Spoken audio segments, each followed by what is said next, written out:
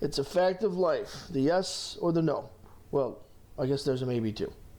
Well, you may be asked to design a database or work on a table and add some fields that includes a flag or binary, some kind of representation of a yes or no question. So today we take a quick look at the boolean, or the yes, no, or the bit. The true and the false are converted to a bit value, a 1 or a 0. And the difference between a number is the bit is stored differently.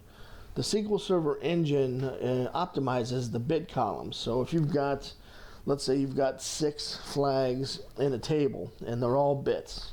Well, instead of saving each one of those as quote a byte, which is 8 bits, it stores all of those columns as a byte, as a single byte. So it shrinks down that space. If you're designing a database that needs that level of performance, then it's very good information to understand. Personally, when I have developers ask about flags, varchars, a lot of these data types, and which one they should use, the boolean, I usually recommend the tinyint. Tinyint does not save you a whole ton of space. It does take up a full byte. But my comment is more about scalability.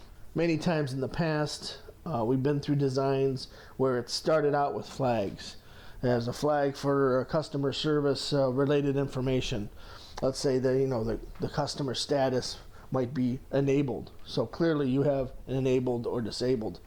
Down the line, they change the application and the customer status ends up being 3, 4, 5 different things. How do you represent that in a flag? There's only enabled or disabled. So what they do is they add another column, and then you have an enabled column, which is your bit, and then you have another column that identifies their, quote, status. Instead of adding fields like that and having to change your model, you could use a tinyint, which basically takes you from 0 to 255 plus a null, where that gives you 255 values that you could assign to that field without having to ever change the field.